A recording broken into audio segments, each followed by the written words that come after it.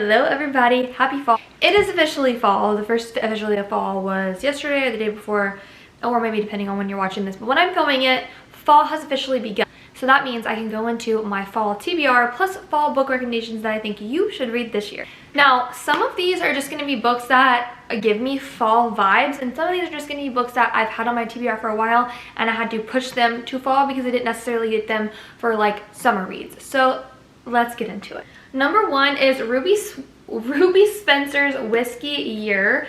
I saw this in Barnes & Noble last year and I was like, but I feel like I got this like in December-ish, and I was like, this would be the perfect fall book. So I've kind of been saving it. As you can see, the cover is so cute. I'm gonna read the back with you so you can get a little taste of it. It says, Ruby Spencer is spending 1 year living in a small cottage in a tiny town in the Scottish Highlands for three reasons: to write a best-selling cookbook, to drink a barrel full of whiskey, okay girl, and to figure out what comes next. It's hard to know what to expect after an impulse decision based on a map of Scotland in her Manhattan apartment, but she knows it's high time to find an adventure. The moment she sets foot in Thistlecross, please let me know if I said that right, I don't want to embarrass myself. The verdant scenery, cozy cottages, and struggling local pubs seal her heart. Between signing pop-up suppers and conversing with the colorful locals, Ruby starts to see a future that stretches beyond her year of adventure. It doesn't hurt that Brocken, the ruggedly handsome local handyman, keeps coming around to repair things in her cottage. Okay, so this is giving very much Hallmark. She's from Manhattan. She goes to a small town in Scotland, and I have been wanting to go to Scotland forever. Fun fact, my maiden name is actually McLure, which is a very Scottish name, so I have always wanted to travel to Scotland, and one of the main reasons why I love to read books is because I can travel in my mind. So we're gonna put that to the side. This next one is Blindside by Candy Steiner. Listen, I don't know if it's the cover. I don't know what it is about Candy Steiner's writing that just gives me cozy, even though she breaks my heart every single time. Even when it's supposed to be like a fun read where I'm supposed to laugh and have a good time, she always sneaks that angst in, and this just gives me cozy vibes. Blindside, I've read this before. It is incredible. They are like fake dating. She helps him make his ex jealous. He helps her become noticed. It's one of those like, oh, we're gonna do this, let's just see how it goes, and then it ends up so good. It is like chef's freaking kiss, and I cannot wait to read it again this year. Next, we have The Art of Catching Feelings. Now, this is another one I got when I was in Books A Million, and the cover just spoke to me. I love a baseball romance, and they just look so cute. Let's read the back of the cover, shall we? And I'll give you my thoughts. Daphne Brink doesn't follow baseball, but watching America's snooze fest certainly beats sitting at home in the days she signs her divorce papers. After one too many ballpark beers, she heckles Carolina battery players Chris Kepler, who quickly proves there might actually be a little crying in baseball. Horrified, Daphne reaches out to Chris on social media to apologize, but forgets to identify herself as his heckler in her message. Chris doesn't usually respond to random fans on social media, but he's grieving and fragile after an emotionally turbulent few months. When a DM from Ducky catches his eye, he impulsively messages her back. Ducky is sweet, funny, and seems to understand him in a way no one else does. Daphne isn't sure how much longer she can keep lying to Chris, especially as she starts working with his team in real life and their feelings for each other deepen. Okay, I love a secret. I love when something starts out as a secret and it's like, oh my god, do I tell him, do I not tell him? And the fact that she made this poor man cry, I love a woman who can bring a grown man to tears, but this sounds very good, so that is on the list. Now, Wild Eyes by Elsie Silver, I have been wanting to read, but I actually have not read Wild Love yet, so it's over here on my counter. I'm not gonna grab it. You know what it is. It's a pretty pink cover. I love Elsie Silver's writing. I love her men. I don't even need to read the back of a book to know that I'm going to want to read those two books, so these are on my list. And Elsie Silver just gives like cozy romance, but like with spice vibes, so it's perfect for the fall. One of the reasons I love being a reader is reading in fall. Now, I'm from Florida, so it doesn't really have that fall vibe. I have to kind of create that fall vibe for myself, so I get candles. I put on Gilmore Girls. I put on Twilight. I put on Harry Potter. I have it playing in the background. I have it playing when I'm cooking, just like the background of like a little fall scenery. I love everything about fall. I love being a reader in fall. I love sitting with a book, especially if it's raining outside. That is the perfect day ever in life. and there's just something about fall that brings out the reader in me. Number 9 by Colleen Hoover is a classic. I have to read it every November. I have to do it. It's just like, it's one of those things that like, it doesn't really feel like fall until I've read this book. And I love angst. I love a plot twist. Y'all know, if you've read this book, you know what the plot twist is. I eat that up every time. It hurts me in my heart every time, and I love that. I love going into a book. Number 1, I love to laugh. Number 2, I love to cry. And number 3, I love when I get those feelings inside my tummy and other places. So if a book can do all 3, that's going to be an automatic yes for me. There's controversy about Colleen Hoover's writing. I happen to love a lot of the books she writes. So I will be reading November 9 on November 9th. I think you all know that this was going to be in the lineup. Binding 13 is a cozy reread for me. Does it make me sob uncontrollably? Yes. Will I have to read both Binding and Keeping 13 and then the whole rest of the series afterwards? Probably yes, but I reread this book all the time, especially in the fall. It just gives me that back, you know, they're back in school. It's just a fall vibe. It's a cozy read, even though it's a cozy read that hurts so bad. I love Johnny and Shannon's relationship so much. There's not much about this book that I do not like. It's one of Chloe's best works of art. It's one of Chloe's best works yet. I love the friendship, the found family. The world that she has created with the Boys of Tommen series is pretty much unmatched. And if you have not read this book yet, what are you doing? Sit down, download it. It's on Kindle Unlimited. Get it off Amazon. Get it at Barnes & Noble. Get it at Books A Million. You need to read this. You need to have this story in your life. If I can inject this story into my veins, a la Joey Lynch, sorry, that was a bad joke, I would, because it's that damn good. Next we have Seventh Circle by Tate James. I don't know what it is about this series, but this series just gives me that like kind of creepy suspense that I want to read in fall. I love a stalker, like the stalker horror. I love like Scream, Friday the 13th, Freddy Krueger, all of those typical like masked men. I love those type of books. When you start getting into the possessed and there's all kind of weird going on, then you kind of lose me a little bit, and that's when I start getting really scared. This is the type of scared where it's like suspenseful, and I'm like, I want to watch it, and I kind of hide, but then I kind of look. The other stuff, I'm scared to the point where I'm going to pee my pants, okay? And I don't want to do that. This kind of gives me that vibe. It's not as scary. It doesn't have the masked men, but it has that like suspense in it.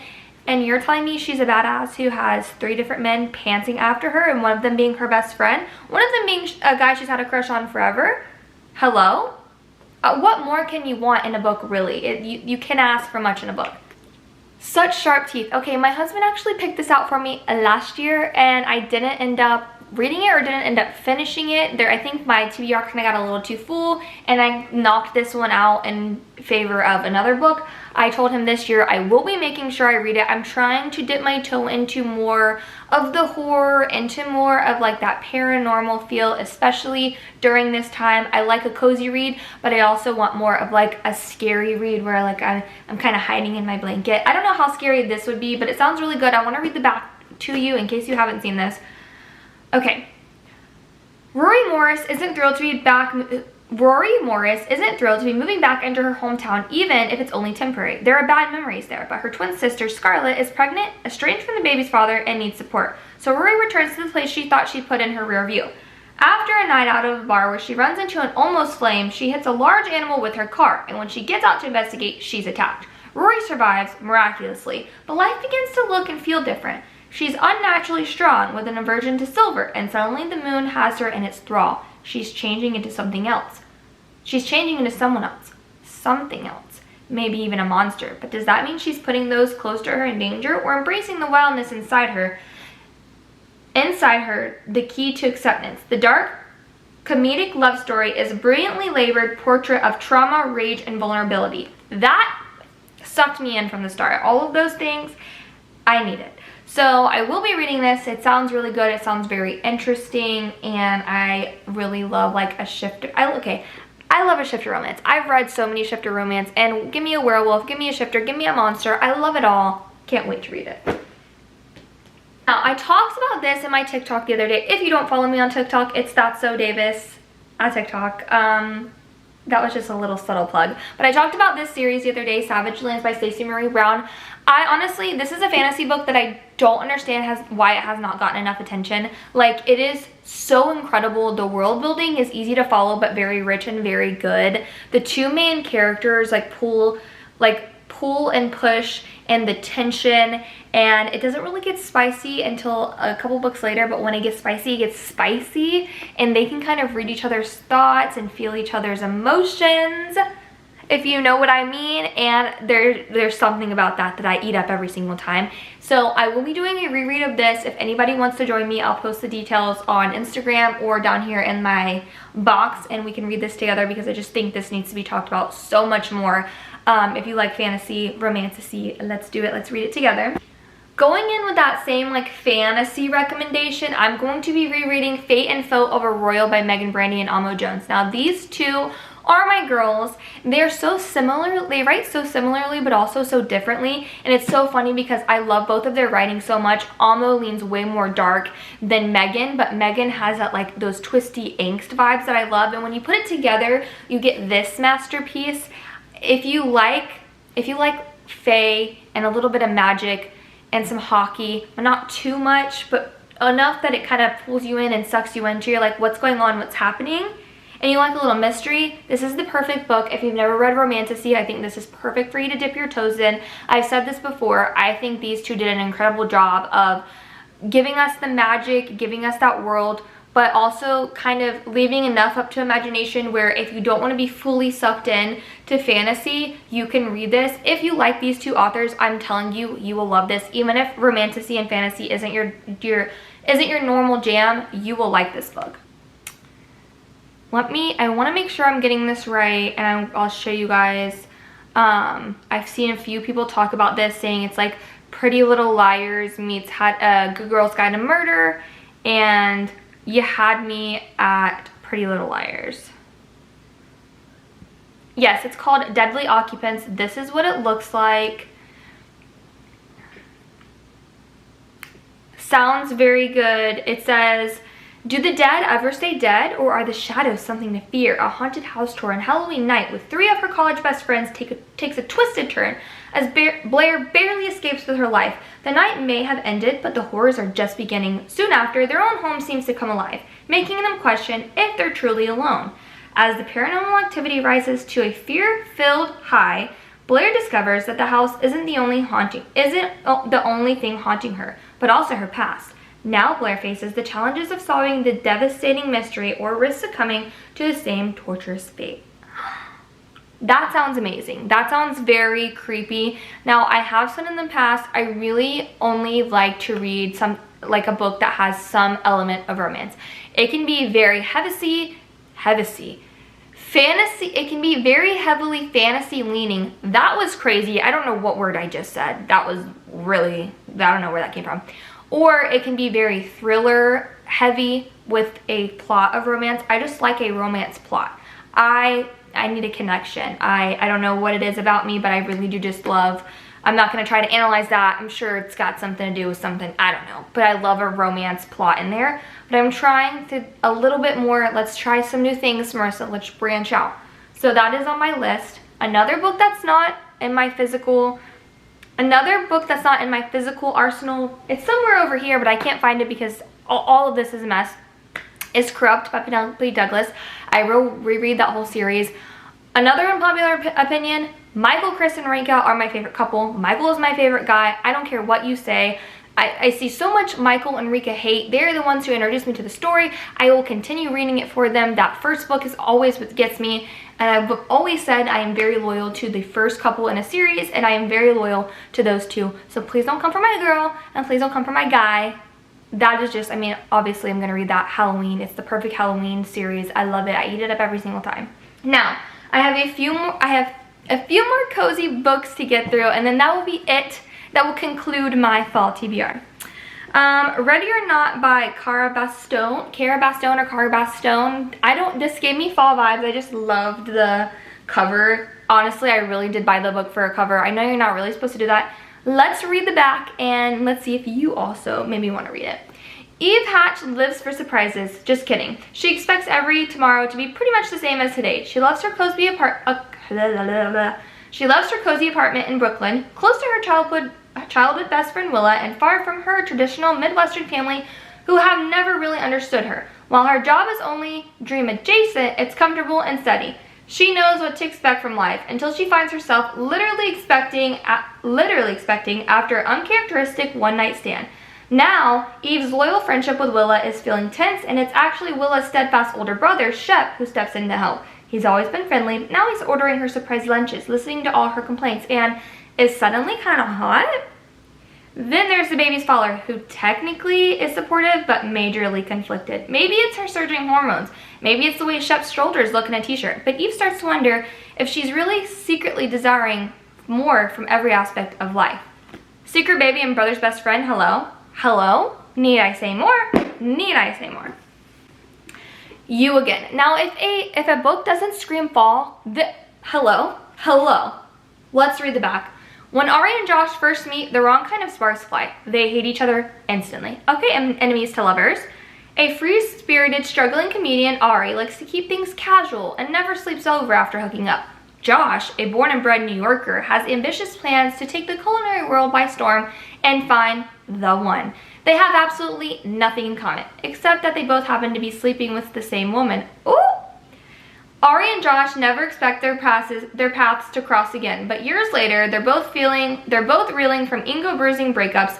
A chance encounter leads to a surprising connection, friendship. Turns out, spending time with your former nemesis is fun when you're too sad to hate each other and too sad for hate sex. A friends without benefits, they find comfort in late-night Netflix binges, swiping through each other's online dating profiles, and bickering across boroughs, until one night the unspoken boundaries of the platonic relationship begin to blur.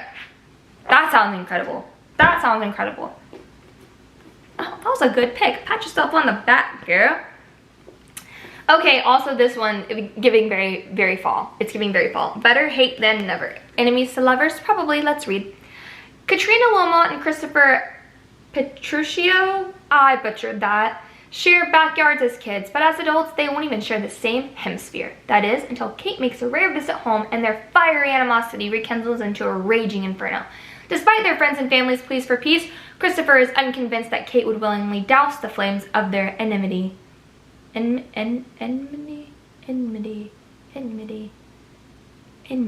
Anyway, but when a drunken Kate confesses she's only been hostile because she thought he hated her, Christopher vows to make peace with Kate once and for all. Tempting as it is to be swept away by her nemesis turned gentleman, Kate isn't sure if she can trust his charming good guy act. Fair, Kate? When Christopher is persistent and Kate's curiosity leads to an impassioned kiss, they realize peace is the last thing that will ever be possible between them. As desire gives way to deeper feelings, Kate and Christopher must decide if it's truly better to hate than to never risk their hearts, or if they already gave them way long ago. Now, that sounds like a good lineup. Will we get through them all? I don't know, but we're gonna try. I'm gonna do my best to make my way through these books. Fall's about, what, 3 months long, 2 or 3 months long. Let's see how much of this I can do. I'm kind of coming late in the game because I feel like I should have definitely started in September, but we're gonna try to get through this together. If you wanna come along this journey, I will be posting updates on TikTok and Instagram. And I hope you all have a wonderful rest of your week. Let's get through these fall TBRs, and I'll see you later. Bye.